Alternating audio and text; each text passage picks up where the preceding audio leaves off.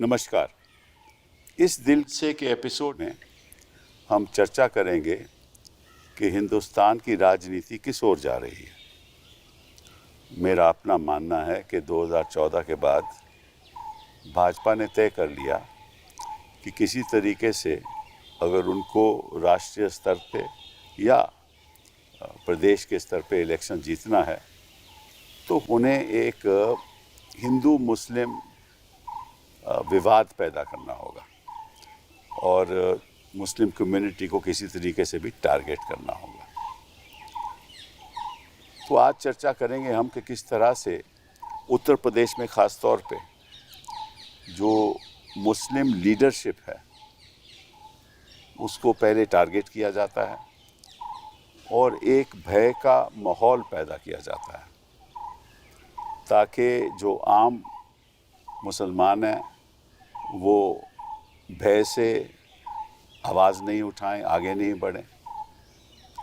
और इसी ही संदर्भ में अगर वो सोचते हैं कि अगर मुस्लिम लीडरशिप को हम जेल में डाल दें, चाहे मुकदमे सही हों या गलत हों, और उसके बारे में हम आज चर्चा करेंगे, तो निश्चित रूप से कोई और लीडरशिप पैदा भी नहीं होगी। आज़म खां को टारगेट किया गया और साथ साथ में उसके सारे परिवार को जेल में भेजा गया और ये सब 2017 के बाद हुआ। और 2017 में आपको सबको मालूम है कि उत्तर प्रदेश की राजनीति में बदलाव आया और इसी के चलते ये टारगेटिंग शुरू हो गई। और जैसे जैसे 2017 के बाद ये विवाद पैदा होता रहा और टारगेट होते रहे तो कई केसेस, कई मुकदमे आज़म खां के खिलाफ, उनके बेटे के खिलाफ, उनकी बीवी के खिलाफ दायर किए गए।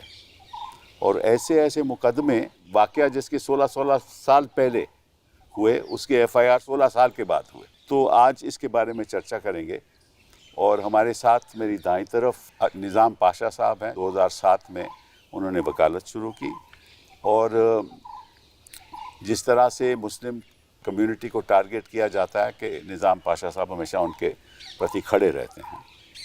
और ये आज़म साहब के वकील भी हैं, उनके बेटे अब्दुल्ला साहब के भी वकील भी हैं और मेरी बाईं तरफ में अब्दुल्ला साहब हैं जो आज़म साहब के बेटे हैं। तो हम जनता को बताएंगे, दर्शकों को ये बताएंगे कि किस तरह से ये षड्यंत्र चला जा रहा है और आप तय करोगे कि जो केस दायर हो रहे हैं क्या वाकई में सच्चे हैं कि साफ ज़ाहिर है कि झूठे हैं। तो शुरुआत करते हैं निज़ाम आपके साथ। ये बताइए कि मुझे जानकारी है क्योंकि मैं भी कुछ केसेस में पेश हुआ हूँ कि आज़म खां के खिलाफ 2017 के बाद लगभग 86 FIR दायर की गई। ये सही है? जी, 86 FIR तो सिर्फ 2019 से 22 के बीच में की गई। उसके बाद से कुछ FIR उसके बाद और भी हो चुकी हैं। हाँ। लेकिन 2019 में जब उन्होंने पार्लियामेंट का इलेक्शन हुआ तो उन्होंने वो चुनाव जो लड़ा तो उसकी कैंपेन जहां शुरू हुई वहां से लेके 2019 की शुरुआत से लेके 2022 तक सिर्फ इन 3 सालों में 86 FIR उन पर 86 FIR फाइल हुए। अच्छा। जिसमें से भैंस चोरी, बकरी चोरी, लूट मार, ज़मीन हत्याना, इस तरह के मतलब ऐसे छोटे मोटे मामले जो हैं कई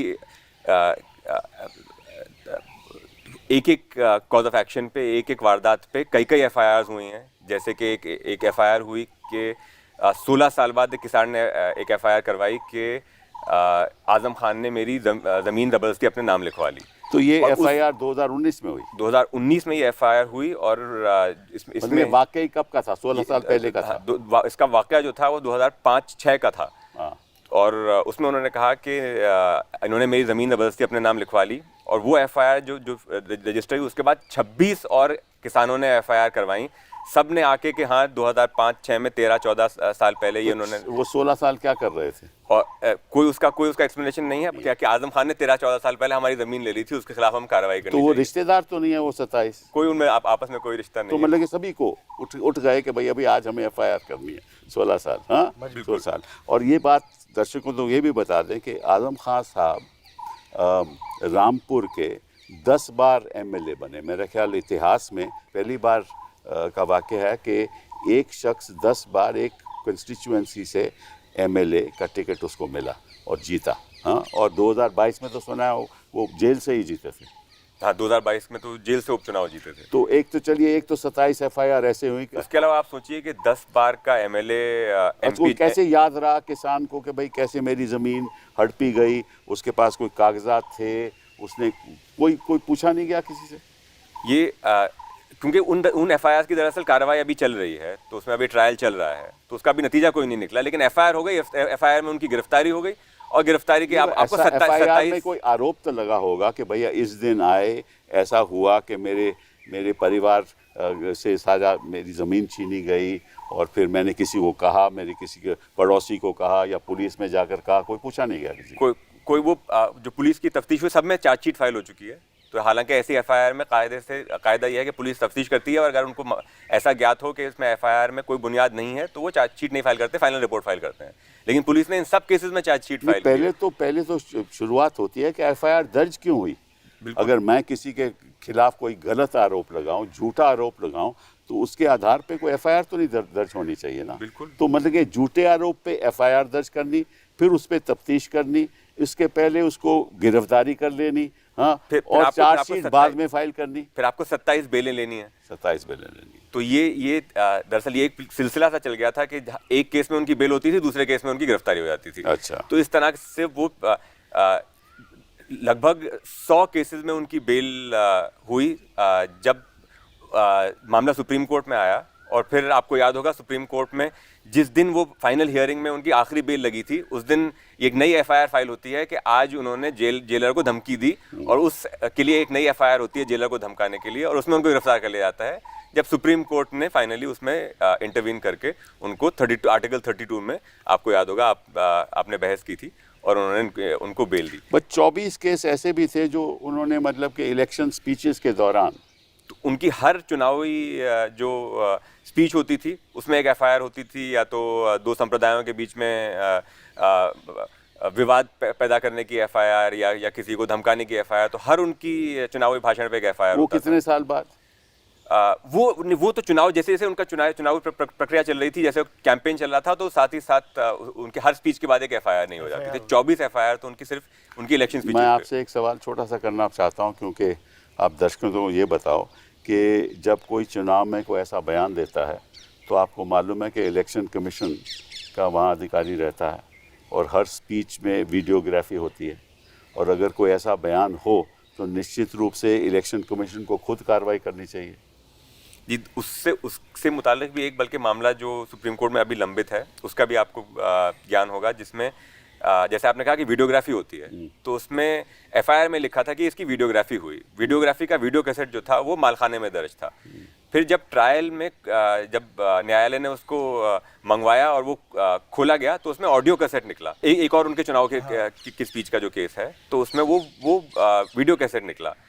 और उसके बाद फिर जो कोर्ट के रिकॉर्ड हैं, जो गवाहों के बयानात हैं, जिसमें आ चुका है कि हमने वीडियो रिकॉर्डिंग बनाई और हम उसकी कॉपी, क्योंकि उसको अभियुक्त को उसकी कॉपी दी जाती है, तो हमें उसकी कॉपी मिल चुकी है। तो बाद में हम कोर्ट की फाइल इंस्पेक्ट करते हैं, तो हम देखते हैं कि वो ऑडियो को काट के वीडियो बना दिया गया है कोर्ट की फाइल में, जो फाइल कोर्ट के पास है, और हमारी जो कॉपी है उसमें ऑडियो लिखा हुआ है, उसमें वीडियो लिखा हुआ है, और जो कोर्ट की फाइल है उसमें कोर्ट के रिकॉर्ड में भी कुछ दखल अंदाजी हुई। तो कोर्ट के रिकॉर्ड, तो उसके लिए हमने ट्रांसफर पिटीशन बल्कि फाइल की है, जो अभी सुप्रीम कोर्ट में लंबित है। चलिए इसको छोड़िए, चलिए अब आगे हम बात करेंगे। अब्दुल्ला साहब, आप तो स्वार कंस्टिट्यूएंसी 2 बार जीते हैं। जी, 2 बार। हाँ, एक 2019 में, 2017 में, और 2022 में, ठीक है, 2 बार जीते। दोनों बार डिस्क्वालीफाई हो गया। दोनों बार डिस्क्वालीफाई हो गए। और भाई आपके खिलाफ उन बेचारों उनको क्या मामला है आपके खिलाफ? देखिए, मेरे खिलाफ कोई मामला नहीं है। मेरी पहली मेंबरशिप जिस इल्ज़ाम के लिए खारिज की गई वो ये था कि मैंने उम्र गलत बताकर चुनाव लड़ा और मेरी एज 25 साल नहीं थी। और दूसरी बार भी जब मुझे डिस्क्वालीफाई किया गया तो उसी इल्ज़ाम को पेश करके मुझे कोर्ट से कोई रिलीफ नहीं लेने दिया गया। दर्शकों तो ये बात बता दें कि आपकी पैदाइश आपके हिसाब से 1990 मेरी में पैदाइश 30 सितंबर 1990 में हुई थी। और लेकिन किसी रिश्तेदार ने गलत, हाँ बताता हूँ मैं, किसी रिश्तेदार ने जाके किसी स्कूल में ये कह दिया कि आपकी पैदाइश 1993 में जी। हाँ, और जब आप बड़े होते रहे तो वही रिकॉर्ड स्कूल का रहा जी। हाँ, तो जब आप इलेक्शन लड़ना चाहते थे, जब आपकी उम्र 21 साल 2015 की बात 2015 की बात है, तो इलेक्शन लड़ना चाहते थे तो आपने सोचा कि आपका जो पासपोर्ट है जिसमें जो पैदाइश आपकी 1993 की लिखी हुई है उसको सही किया जाए और 1990 का दिखाया जाए।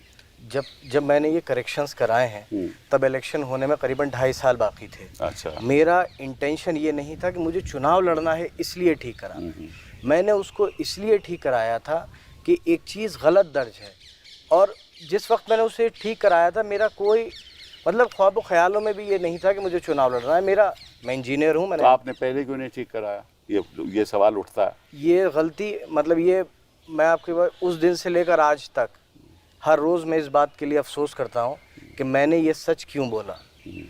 काश मैं ये सच न बोलता और जो गलत जन्मतिथि चल रही थी मैं उसे ही चलने देता तो शायद न मैंने जेल काटी होती, न मेरी बीमार माँ ने जेल काटी होती, न मेरे वालिद जेल में होते, न मैंने 2 बार मेरी मेंबरशिप छीनी गई होती। मेरा गुनाह बस इतना है। और मैं आपसे, आप हर चीज़ जानते हैं, आपने बहुत मजबूती से हमेशा हम कमज़ोरों की आवाज़ को उठाया भी है। मैं वो बदनसीब हूँ कि जिसकी पैदाइश को साबित करने के लिए वीडियो एविडेंस मौजूद है और वो अपनी पैदाइश साबित नहीं कर पा रहा है। मुझे हर रोज़ हर गुज़रते दिन के साथ ये अफसोस होता है कि काश मैंने उस वक्त ये सच न बोला होता। और मैंने ये सच सिर्फ इसलिए बोला था कि अगर मेरी कल को सरकारी नौकरी रही, क्योंकि मेरा वही था, मैं इंजीनियरिंग की थी मैंने, कि कल को लोग ये ना कहें कि आज़म खान ने अपने बेटे की उम्र 3 साल बढ़वा के सिर्फ इसलिए लिखवा दी थी ताकि वो सरकारी नौकरी लंबी कर सके। क्योंकि देखिए मेरे वालिद सियासत में है और बड़ा नाम है, मुझे फ़ख्र है अपने वालिद पर। बहुत कमज़ोर धागे से जुड़ी हुई ज़िंदगी है, कोई भी बात स्कैंडल मिनट में बन सकती है। इसलिए सोचा कि लोग ये कहेंगे लीजिए, मदर की मैटरनिटी लीव है, हॉस्पिटल के रिकॉर्ड। आपकी मदर करती क्या थी, जरा बता दीजिए। प्रोफेसर थी। कौन से कॉलेज में? जी, जो डिग्री कॉलेज में थी। डिग्री कॉलेज जी, सरकारी कॉलेज है? जी सरकारी कॉलेज है। उनको मैटरनिटी लीव उस वक्त तो में जब दर्ज मैटरनिटी लीव दी गई तो उस कॉलेज के अधिकारियों को बता कर ली गई? दर्ज है रजिस्टर में। रजिस्टर में दर्ज है। वो मैटरनिटी लीव कब ली गई? 1990 में? जी 1990, जब आपकी पैदाइश है। 93 में जब जो गलत दर्ज हो गई थी उस वक्त कोई मैटरनिटी लीव नहीं है। वो उस वक्त अपनी ड्यूटी पर है। तो 1993 में भी कोई मैटरनिटी लीव नहीं, 1990 की? 1990 की है। क्योंकि और जिस डॉक्टर ने आपको पैदा किया वो उन्होंने भी बयान दिया, सब कुछ बयान दिया, हॉस्पिटल रिकॉर्ड्स है, उन्होंने कहा, ओरिजिनल डिस्चार्ज स्लिप मौजूद है। उन्होंने कहा कि यही एक बेटा पैदा हुआ था, ठीक है ना? हाँ, लेकिन वो डॉक्टर से जब पूछा गया कि वो बेटा कौन है तो डॉक्टर ने बताया मुझे नहीं पता, मैंने तो एक बेटा पैदा किया था। सब 30 साल बाद कोई भी हो, कौन 30 साल बाद ये देख के बता देगा कि जिस आदमी को, बच्चे को मैंने पैदा किया था वो 30 साल बाद ये दिखता है? सब कौन बता सकता है? उसके बाद तो कोई बच्चा पैदा हुआ नहीं ना? कोई नहीं। हम 2 ही भाई हैं, एक मुझसे बड़े और एक मैं। तो उससे बड़े भाई तो पहले पैदा हुए जी, थे। वो 5 साल। तो मेरे बाद 1990 में तो और कोई पैदा हो नहीं सकता था। मेरे अलावा और कोई तो पैदा हो, फिर भी आपकी बात नहीं मानी गई, मानी और नहीं उसके आधार पे आपको जेल भेज दिया गया। 7 साल की सजा हुई, 2 बार मेरी मेंबरशिप। मैंने कहा ना, मैं हर गुजरते दिन के साथ कोई दिन ये अफसोस नहीं होता कि मैंने ये सच क्यों बोल दिया। और मैंने तो कई बार तो सच बोलना भी गुनाह होता है। मेरे अगर उसमें आप देखें तो मेरे लिए सच बोलना ही गुनाह हो गया। अच्छा, ये बताइए कि इनको किस आधार पे फोर्जरी पे इनकी प्रोसिक्यूशन हुई? दरअसल अगर आप देखें तो फोर्जरी का तो मुकदमा ही नहीं बनता, क्योंकि जो registration of births and deaths act है उसमें गलत पर्टिकुलर्स देख के गलत जन्म तिथि दर्ज कराने के लिए 50 रुपये का जुर्माना है। लेकिन और ये किसी का केस नहीं था कि अब्दुल्ला आज़म खान ने या आज़म खान ने इनका बर्थ सर्टिफिकेट फोर्ज किया।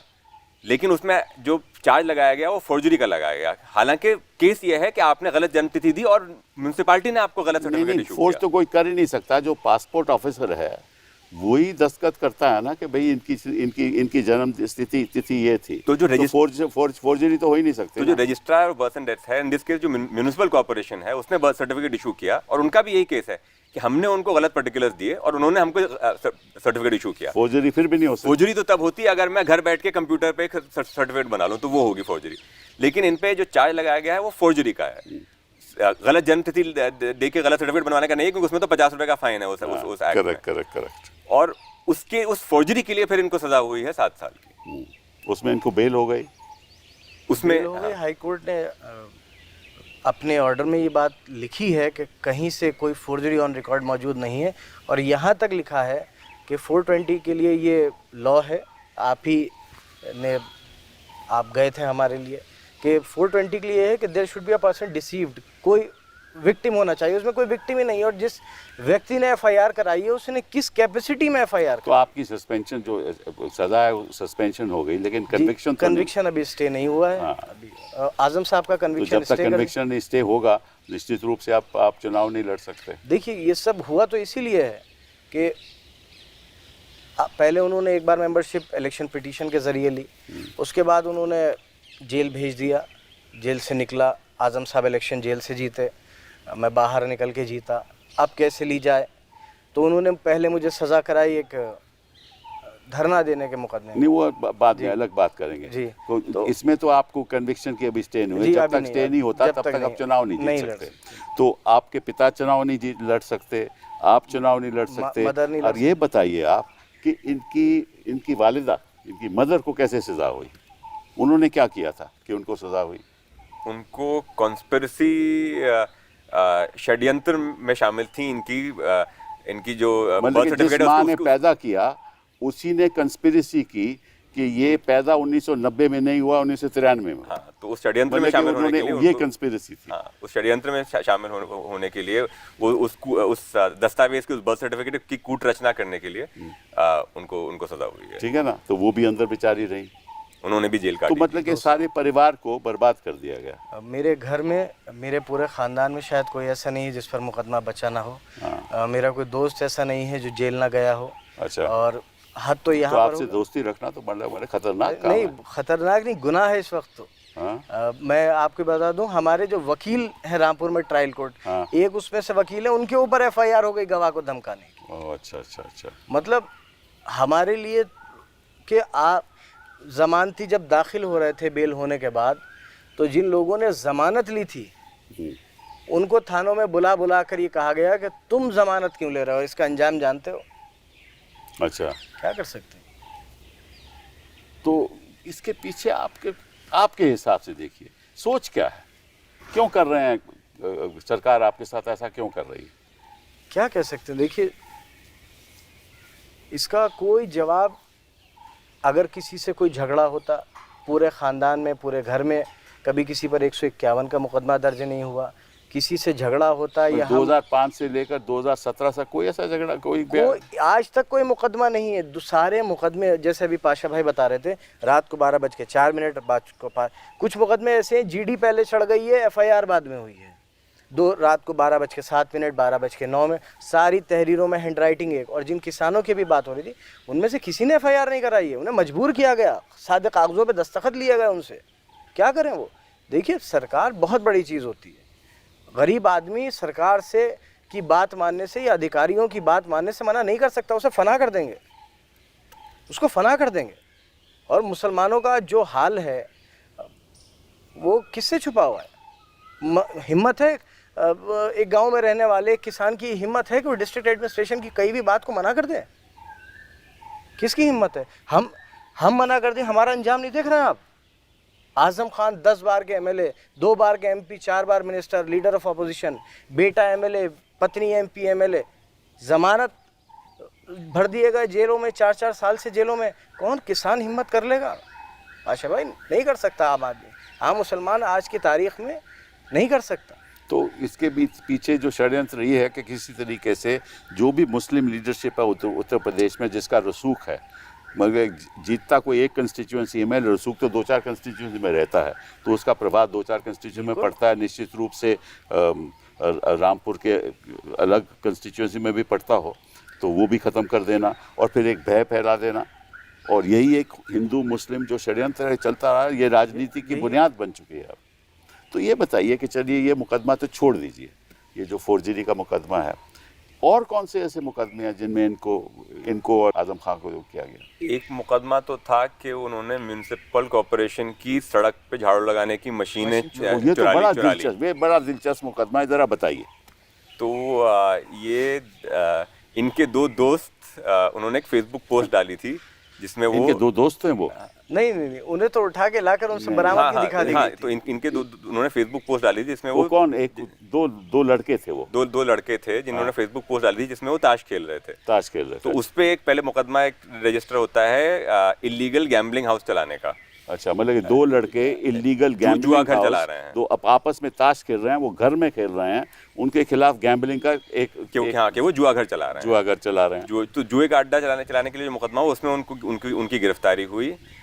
फिर कोई और एक थर्ड पर्सन एक मुकदमा कराता है कि रामपुर म्युनिसिपल कॉर्पोरेशन की सफाई की मशीन जो है वो चुरा ली गई है, और उसमें ये दोनों इकबालिया बयान देते हैं कि हम उस षड्यंत्र में शामिल थे और वो आजम खान ने और अब्दुल्ला खान ने चुरवा के। ये कोइंसिडेंस देखो, वाकया देखो कि 2 लड़के जिनको पता नहीं कि क्या होने वाला है, उनकी गिरफ्तारी हो गई।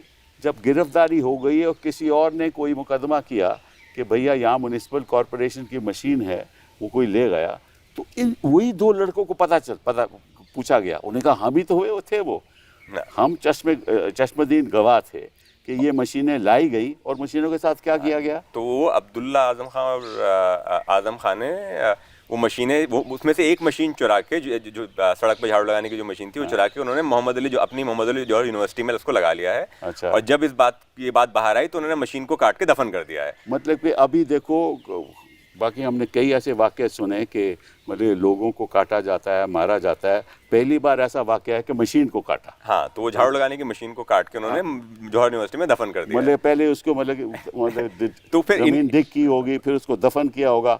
तो फिर इन दोनों के साथ पुलिस जाती है जौहर यूनिवर्सिटी, वहाँ पे खुदाई करती है, वहाँ पे उसको मशीन बरामद होती है। हाँ भाई, मशीन बरामद होती है। तो जिसके टायरों में हवा भी पूरी भरी हुई है। और उसके एक नहीं आपकी बात जरा सी कट रही है। उन्हें जिस मुकदमे में गिरफ्तार किया गया था उसमें सज़ा सिर्फ 3 महीने की थी। उन्होंने कोर्ट में सरेंडर डाला बेल के लिए, तो पुलिस ने रिपोर्ट नहीं लगाई। उसके बाद पुलिस उन्हें किसी और शहर से अरेस्ट करके लाई, और उस वक्त के जो तत्कालीन एडिशनल एसपी थे, जब उनसे लोग मिलने गए तो उन्होंने टीवी पर ये इंटरव्यू दिया कि हम पत्ते खेलने के मुकदमे में उन्हें गिरफ्तार करके लाए हैं और इसके अलावा हम उन पर कोई और मुकदमा नहीं है। ये इंटरव्यू दिया संसार सिंह, उस वक्त एडिशनल एसपी थे रामपुर के, उन्होंने। उसकी वीडियो आज भी मौजूद है। उसके बाद भाजपा के एक हैं साहब, मैं नाम नहीं लूँगा उनका, उन्होंने FIR कराई। उसके बाद इन लोगों को वहाँ यूनिवर्सिटी में ले जाया गया और पूरी यूनिवर्सिटी को कॉर्डन कर लिया पुलिस ने। स्टूडेंट्स को निकाल दिया, टीचर्स को निकाल दिया, चारों तरफ से यूनिवर्सिटी घेर ली गई, बंद कर दी गई, और उन लोगों से कहा कि ऐसे हाथ उठाओ और उधर उंगली करो। और उससे एक मशीन प्रकट हुई जिसके टायरों में 7 साल पहले दफन हुई मशीन। भैया आजकल हिंदुस्तान में छोटे मोटे टायर तो ना बनते हैं जी। और आपको याद होगा बाइक्स पे जैसे शॉकर होते हैं जिन पे क्रोम होता है, धूल नाम की चीज़ नहीं। ये कहा कि साहब नगर पालिका की मशीन चोरी। नगर पालिका ने क्या कहा? नगर पालिका ने प्रेस रिलीज दी कि हमने 5 मशीनें खरीदी थी, 5 मशीनें हमारे पास मालखाने में मौजूद हैं। अरे वाह। तो फिर पुलिस ने एक बयान रिकॉर्ड कराया मशीन की सप्लाई, जिस कंपनी ने मशीन सप्लाई की थी, कि जी हमने 5 के साथ एक सैंपल फ्री दिया था। अच्छा। ये वो सैंपल है। अच्छा। तो वो उस सैंपल का जो उन्होंने चैसी नंबर दिया वो भी उससे मैच नहीं हुआ। अच्छा। लेकिन बहरहाल तो उसमें फिर इन दोनों को गिरफ्तार किया गया और इनकी हाई कोर्ट तक बेल रिजेक्ट हुई। फिर सुप्रीम कोर्ट से आपको याद होगा कि इनकी बेल हुई है। ये तो बड़ी दिलचस्प कहानियां। मेरे ख्याल हिंदुस्तान के अगर इतिहास लिखा जाए क्रिमिनल लॉ पे तो ऐसा लगेगा कि भाई हमारा सिस्टम कितना एफिशिएंट है, और जो मशीन वाले बनाने वाले हैं कितनी मजबूत मशीन बनाते हैं कि जो टायर है उसकी भी हवा 5-7 साल रहती है, नहीं निकलती। मतलब कि राजनीतिक लीडरान की हवा निकाल देते हैं लेकिन टायर की हवा नहीं निकलती। ये तो फिर बहुत बड़ा मुकदमा है पाशा भाई। FIR होना, चार्जशीट लगना बड़ी बात नहीं है। आजम साहब को झुमका पायल चोरी में 10 साल की सजा है और 14 लाख का जुर्माना है। आजम खान जो 10 बार चुनाव जीत चुके हैं, उनके खिलाफ ये मुकदमा है कि उनका क्या पायल और झुमका की जी, चोरी पायल और झुमका वहां से चुराए जहां घर नहीं थे। पायल और झुमका चुरवाए हैं, सॉरी। चुराया 25,000 रुपए और किसी के घर से चुराया, मोबाइल फोन किसी के घर से चुराया। तो ये सब ये किसी ने बयान दिया होगा ना, ऐसे कैसे कोई चोरी का इल्जाम लगा सकता है? तो बयान मतलब की जरूरत होगी आजम खान को कि 25,000 की, मतलब कि उनके मतलब कि 10 साल एमएलए रह चुके हैं, उनको फिर भी 25,000 की जरूरत होगी। वो चुराएंगे किसी से 25,000 और झुमका चुराएंगे और पायल चुराएंगे और गाय FIR हुई, चार्जशीट और बकरी फाइल भी हुई। चुराएंगे। अब कम से कम अभी तक गनीमत यह है कि भैंस और बकरी चुराने में सजा नहीं हुई है, सिर्फ मुकदमा चल रहा है। लेकिन ये बताइए, अगर दर्शक हैं सब सुन चुके हैं, कोई आम आदमी जी ऐसे वाक्यों को सुनेगा तो हंसेगा, हंसते थे। हंसेगा जब ना, लेकिन जज तो आपके सजा देते हैं। हम जेल में जब थे तो जब हमारे वारंट जेल में पहुंचे, क्योंकि एक सिस्टम है कि जेल में मुलाहिजा होता है, पूछा जाता है कि आप किस केस में हैं, या फिर जब मुआयना होता है, जैसे आप हर 3 महीने में तो डिस्ट्रिक्ट जज, DM, SP आते हैं, हर बंदी से पूछते हैं कि साहब आपको कोई परेशानी तो नहीं है, आप किस केस में हैं। तो जब वो आते थे और पूछते थे कि आपको कोई परेशानी नहीं, मैं ठीक है, किस केस में है, सब भैंस चोरी में है, सब बकरी चोरी में है, सब सफाई मशीन की चोरी में है, सब गले से 16,600 रुपए की चोरी में है।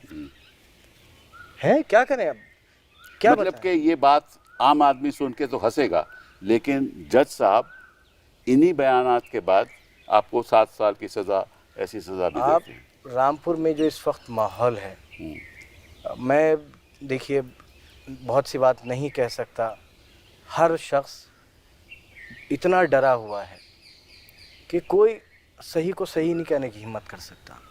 आप जिन लोगों के लिए अभी आप कह रहे थे कि बयान किसी ने दिए होंगे, साहब किसकी हिम्मत है जो एडमिनिस्ट्रेशन गवर्नमेंट के और इतनी मजबूत कि आप स्टेट में भी हैं, आप सेंटर में भी हैं, आप हर जगह हैं, कौन उसके ख़िलाफ़ चला जाएगा? कोई रिक्शा चलाने वाला, बीड़ी बनाने वाला, उसकी बेचारे की जिसकी रात का ये नहीं पता कि वो रात का खाना खा पाएगा या नहीं खा पाएगा, उसकी हिम्मत है वो सरकार से लड़ ले, वो वही कहेगा जो सरकार कहेगी, और नहीं कहेगा तो सरकार उसके खिलाफ कर देगी। वो कहाँ से कराएगा बिल, उसके बच्चे कहाँ से खाएंगे, मर जाएगा वो तो। मजबूर है वो बयान देने के लिए, मजबूर है वो FIR कराने के लिए, उसके पास कोई रास्ता नहीं है सिवाय उनकी बात को हाँ में हाँ कहने। चलिए, ये तो सफाई की ज़मीन की बात हो गई, और कौन कौन से मुकदमे? इसके अलावा एक मुकदमा इन पे ये था कि ये इन्होंने आजम खान ने रास्ता रोक के प्रदर्शन किया था। वो वाक्य किस साल का है? वो 2006-7 का है शायद, 2008 का वाक़या है वो। 1 जनवरी तो को। FIR कब हुई? नहीं, FIR तभी उस समय हुई? जी, उसी समय हुई। FIR उसकी उसी समय हो गई थी, लेकिन उसमें फिर जब उसमें सज़ा हुई इनको, तो उसमें फिर सब दूसरी मर्तबा इनकी मेंबरशिप गई थी। वो अलग बात है। एक तो उसमें आजम खान को सजा हुई, हुआ क्या बताइए ना, कि एक उनकी गाड़ी में जा रहे थे, वो गाड़ी में जा रहे थे, वहाँ पे उनको नाके पे अधिकारियों ने रोका, तो उसमें आजम खान ने कहा कि तुम जानते नहीं मैं कौन हूँ। उन्होंने और उनके लोगों ने वहाँ पे सड़क पे धरना दिया, ट्रैफिक रोका, ये उन पे मुकदमा था।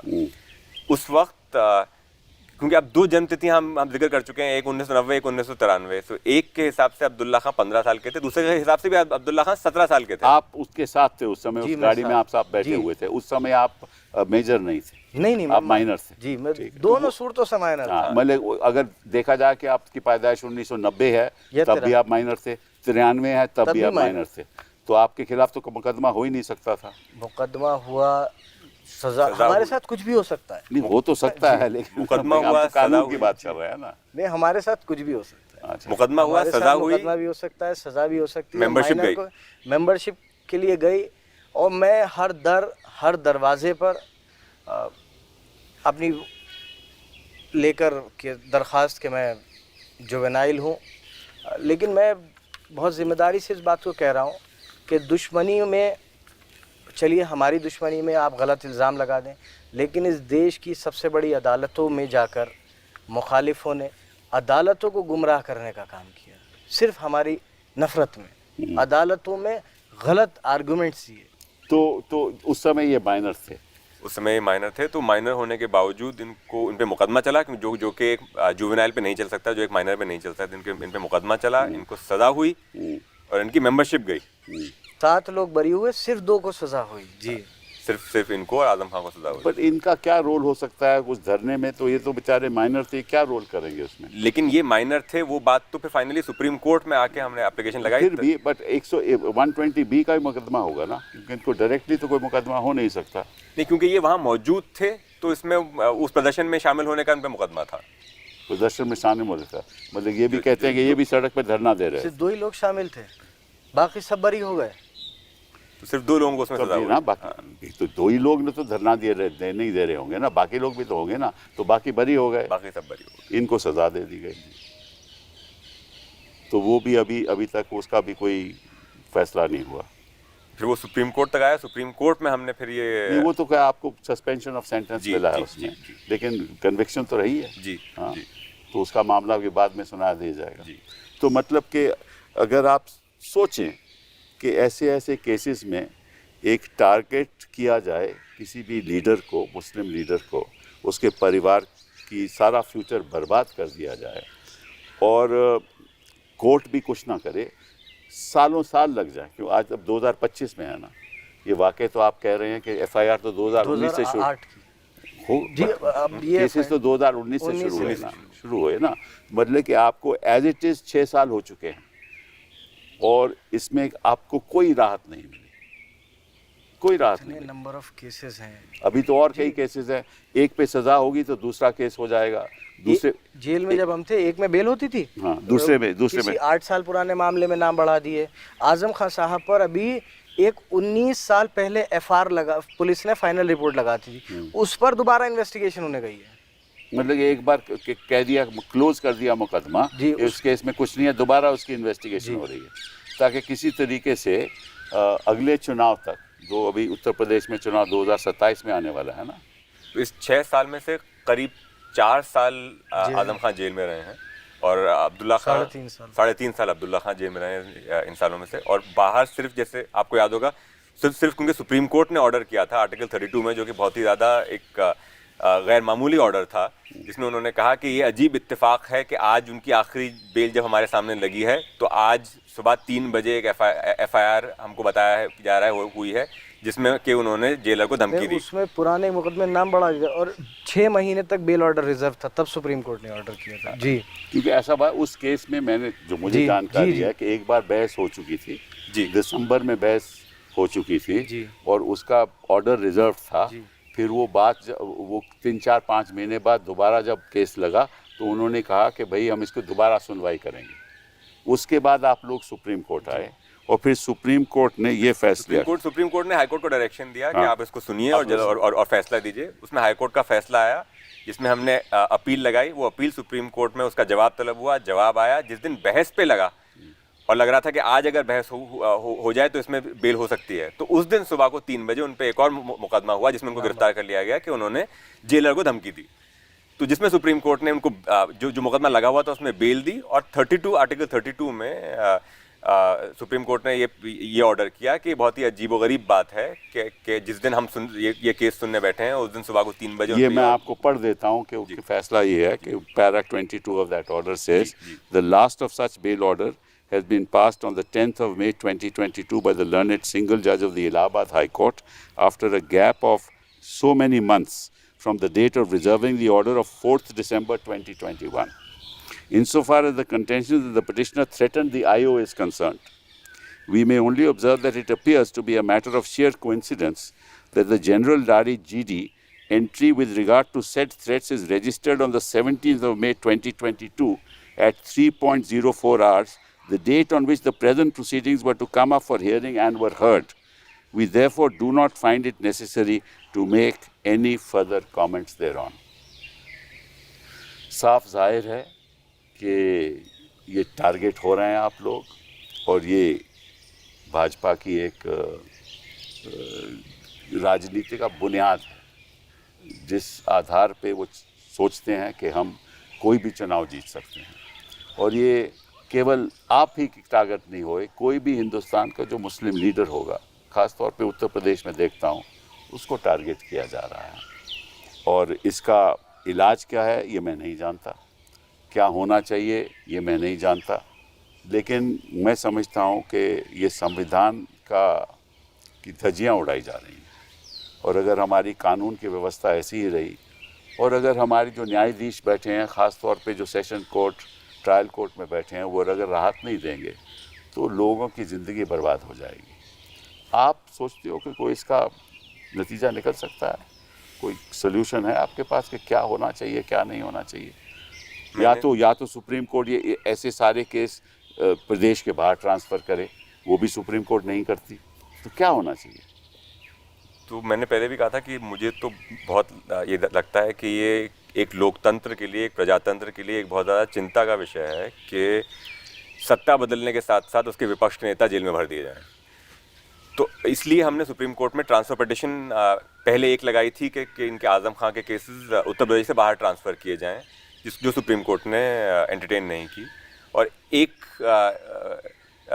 केस के सिलसिले में ये पिटिशनिंग है जिसमें मैंने बताया कि कोर्ट का रिकॉर्ड जो है, जो कोर्ट की फाइल में अगर उसमें इंटरपोलेशन किया जा रहा है, तो हमने कहा कि हम चाहते हैं कि ये मुकदमा न सिर्फ उस कोर्ट से बल्कि इस प्रदेश से बाहर ट्रांसफ़र किया जाए। लेकिन हाँ, विपक्ष के या राजनीतिक नेताओं के मामला न सिर्फ एमपी एमएलए कोर्ट में बल्कि बाहर की स्टेट के एमपी एमएलए कोर्ट में सुने जाएं। मेरे ख्याल से ये इसका एक कुछ हद तक उसका सोल्यूशन हो सकता है। लेकिन किसी भी प्रदेश की जो पुलिस है, अगर उसकी सांठ-गांठ राजनीतिक दल जो वहाँ हावी हैं उनसे हो जाए और जो आदेश वो लोग दें पुलिस उसी मुताबिक काम करे, तो ऐसी कानून की व्यवस्था तो हमने नहीं सोचा कि हमारे संविधान के अंतर्गत होगी। मैंने तो कभी नहीं सोचा था। तो अगर ऐसा ही चलता रहा तो ये तो किसी के खिलाफ भी हो सकता है। आप छोड़िए, आजम खां की बात छोड़िए, ये तो किसी भी के खिलाफ भी हो सकता है। अगर कोई आवाज़ उठाएगा तो उसने निश्चित रूप से उसके खिलाफ ऐसे होगा। तो इसका तो यही है ना कि जो हमारी जो पुलिस रिफॉर्म्स हैं, जो पुलिसिंग सिस्टम, जो इन्वेस्टिगेटिंग सिस्टम है, उसी में एक शंका पैदा होती है कि ये तो सही नहीं है, तो उसका क्या किया जाए? ये तो देखिए एक सिस्टमिक प्रॉब्लम है कि जब तक पुलिस अधिकारियों को और प्रशासनिक अधिकारियों को अपनी संवैधानिक कर्तव्य का एहसास नहीं होगा, तब तक इसका कोई हल तो मुमकिन नहीं है। क्योंकि एक इन्वेस्टिगेटिंग ऑफिसर है पुलिस स्टेशन में, वो इन्वेस्टिगेट करता है, लेकिन उसको आदेश तो ऊपर से आता है ना, एसपी से आता है ना। तो देखिए कहीं तो अलोंग द लाइन सभी मतलब कि वो राजनीतिक जो भी दल है, जो भी सरकार सत्ता में है, उसी का पालन करते हैं ना, उसी के डायरेक्शन का पालन करते हैं, तो फिर इस देश में लोकतंत्र का रहेगा क्या अगर ऐसा ही होने लगा? एक तरफिया अगर ऐसे ही इन्वेस्टिगेशन होने लगा तो फिर कानून का मतलब क्या है? हम कहते हैं रूल ऑफ लॉ का फिर मतलब क्या है? तो वहाँ तो सुधार लाना चाहिए ना। अच्छा, दूसरी बात, अगर चलिए ये बात मैं भी जानता हूँ, आप भी जानते हैं, और धनचा जो दर्शक हमारी बात सुन रहे हैं वो भी जानते होंगे कि ये तो बेबुनियादी सारे केस हैं, लेकिन ये जज भी जानते होंगे, ये तो है नहीं कि जो वहाँ बैठे हुए हैं फैसला देने वाले हैं वो भी नहीं जानते और वो भी कुछ नहीं करते। तो अगर शासन नहीं कुछ करे, इन्वेस्टिगेटिंग ऑफिसर्स नहीं कुछ करें, शासन डायरेक्शन देता रहे, न्यायाधीश कुछ नहीं करें, हर बार सुप्रीम कोर्ट में आना पड़े और सुप्रीम कोर्ट कहे कि ये तो हमारा काम नहीं है, ये तो उन लोगों का काम है जो नीचे बैठे हुए हैं, और वो अपना काम ना करें, कितनी बार सुप्रीम कोर्ट दखल अंदाजी कर सकती है? नहीं कर सकती ना। तो कानून की व्यवस्था जब तक सही नहीं होगी और जब तक कोर्ट्स भी अपना कर्तव्य नहीं पहचान पाएंगे तो निश्चित रूप से ऐसे अन्याय तो चलते रहेंगे। और फिर उस पर फिर ये भी सवाल उठता है कि देश का भविष्य क्या है, किस ओर जा रहा है हमारा देश। अभी जिक्र पुलिस का हो रहा था, अभी गुजरे वक्त में जिस तरीके से उपचुनाव हुए यूपी में, लोगों को वोट डालने से रोका गया, क्योंकि मेरी मेंबरशिप गई, आजम साहब की गई, रामपुर में 2-2, 3-3 उपचुनाव हुए। रामपुर में आपके टाइम में कितने वोट पड़ते थे? कितना परसेंटेज वोट पड़ता था? नहीं, वोट परसेंटेज 60 पड़ता है, 60-65। शहर में अगर हम उसकी परसेंटेज को कुछ कम भी मान लें तो ऐसा नहीं था कि कभी लोग अपने वोट का इस्तेमाल करने गए और पुलिस ने रोक दिया। हजारियों वीडियो आई, मीरापुर के उपचुनाव से आई, कुंदरकी के उपचुनाव से आई, रामपुर के उपचुनाव से आई कि लोगों को पुलिस ने वोट नहीं डालने दिया। उनको जिसके परसेंटेज कम हो गई मतलब। ना वोट फिर भी भरपूर पड़े। अच्छा। लोग वोट डालने पहुंचे हो ना पहुंचे हो। हाँ। पोलिंग परसेंटेज, आप मिल्कीपुर का भी अभी उपचुनाव हुआ है तो लोगों की ये शिकायत आई, क्योंकि मैं तो जेल में था, जितनी टीवी पर रिपोर्टिंग हो रही थी उसी से जितना समझ आया कि लोग ये शिकायत कर रहे थे कि हमें वोट नहीं डालने दिया जा रहा, लेकिन पोलिंग परसेंटेज बढ़ी। उसके बाद भी पोलिंग परसेंटेज बढ़ी। ये कैसे हुआ? कुछ भी हो सकता है इस वक्त। पहले मुझे नहीं, याद कुछ भी नहीं, खुल के बोलेंगे। नहीं, मैं खुल के बोलूँगा, एक एफआईआर और तैयार खड़ी होगी मेरे खिलाफ। मैं मिल्कीपुर में मैंने सुना है कि समाजवादी पार्टी में लगभग 100 एप्लीकेशंस कमीशन को दी, इलेक्शन कमीशन को, कि ये यहाँ मिल्कीपुर में हो रहा है, लेकिन इलेक्शन कमीशन ने उसको सुना तक नहीं। हमारे यहाँ एक है अधिकारी, सरकार के बहुत पसंदीदा अधिकारी हैं। 8 चुनाव वो रामपुर में करा चुके हैं। कभी ज़िले का प्रभार उनके पास था, आज मंडल का प्रभार उनके पास है। पहले अपने बचपन से हम चुनाव देखते आ रहे हैं, अगर एक इल्ज़ाम लग जाता था कि सब फला एसएचओ ये इस पार्टी का है तो शायद शाम नहीं हो पाती थी, चुनाव आयोग उसका ट्रांसफ़र ऑर्डर भेज देता था। पिछले 7 सालों से शायद कोई पार्टी बाकी नहीं बची, कोई नेता बाकी नहीं बचा, कोई उम्मीदवार बाकी नहीं बचा जिसने चुनाव आयोग से जाकर मिलकर एप्लीकेशन देकर ये ना कहा हो कि साहब इन्हें हटा दीजिए, ये चुनाव को प्रभावित करते हैं, ये बेईमानी कराते हैं, लेकिन नहीं हटाया। 8 चुनाव करा चुके हैं वो पूरे। जब रामपुर का प्रभार उनके पास रहा तब जिलाधिकारी रहते हुए, और अब मंडल का प्रभार होने के बाद। अच्छा, ये बताइए कि आपके पिताजी तो जी एक यूनिवर्सिटी भी चलाते थे? चलाते हैं। मतलब उसका क्या नाम है? मोहम्मद अली जौहर विश्वविद्यालय। जौहर विश्वविद्यालय यूनिवर्सिटी। कब तक से, मतलब शुरू स्कूल से करते हैं वो, पहली जमात से, या जो देखिए हम स्कूल भी तो है ना वहाँ? जी स्कूल है, और ऐसे स्कूल्स हैं कि मैं मतलब थे, अब है नहीं कह सकता। तो कह रहा हूँ, आप तो थे। उसमें 400 रुपये में बच्चों को अच्छी सीबीएसई की एजुकेशन दिया करते थे। फिर भी अभी जितना बचा है उसको संभाल कर चला रहे हैं। उसके अलावा यूनिवर्सिटी में जितने कोर्सेज रन कर सकते थे, क्योंकि एक वक्त था, मुझे याद है बचपन में, कि रामपुर उत्तर प्रदेश का नहीं बल्कि हिंदुस्तान का सबसे ज़्यादा एजुकेशनली बैकवर्ड इलाका था। तब मेरे वालिद ने वो एक शेर सुनाया करते थे मुझे कि चश्मे सैयद नगरा है कि उठे शायद कोई दीवाना अलीगढ़ के बयाबानों से। और उनका एक ख्वाब था ये। पहले उन्होंने कोशिश करी थी कि रामपुर में एक सरकारी विश्वविद्यालय बन जाए, लेकिन वो किन्हीं कारणों से नहीं बन सका। उन्होंने हिम्मत करी, कोई हम बहुत पैसे वाले नहीं हैं, उन्होंने अपना दामन फैलाकर लोगों से मांग कर, सरकार से, जिस किसी के आगे वो झोली फैला सकते थे, झोली फैलाकर उस यूनिवर्सिटी को बनाया। और मैं आज, क्योंकि आपके जेल से निकलने के बाद मैं कहीं पर मीडिया से इंटरेक्शन नहीं हुआ, लेकिन आज आपके सामने मैं सबसे ये बात कहना चाहता हूँ, हर किसी को मरना है, मौत का नाम गाली नहीं है जिसे कहावत में कहा जाता है, और हर किसी को मर के अपने मालिक के सामने जाना है। मैं, मेरे वालिद, मेरी माँ या मेरे ख़ानदान में से अगर किसी ने कभी एक नन्ही पाई उस यूनिवर्सिटी से फ़ायदा लिया हो, एक नन्ही पाई का कोई भी बेनिफिट, एक टेलीफोन कॉल भी किया हो मेरे पूरे ख़ानदान में किसी ने, तो मैं अपने अल्लाह के आगे उसका गुनहगार हूँ, और वो हराम है मेरे लिए। मेरे वालिद ने वो यूनिवर्सिटी सिर्फ इसलिए बनाई थी, इस कौम में से आने वाला हर इंसान पंचर न जोड़े, ठेला न चलाए, वो भी इंजीनियर बने, डॉक्टर बने, पायलट बने। बस उनकी ये सोच, मैं ये कहता हूँ, उनकी ये सोच उनके लिए एक आत्मघाती सोच बन गई। आज उनके ऊपर जो भी परेशानियाँ हैं, शायद उनका ये जज्बा अपने लोगों को पढ़ाने का, और वो हमेशा ये कहते हैं, जब यूनिवर्सिटी का उद्घाटन हुआ तो उसको करने वाले अखिलेश यादव साहब थे, जब शिलान्यास हुआ तो मुलायम सिंह जी थे।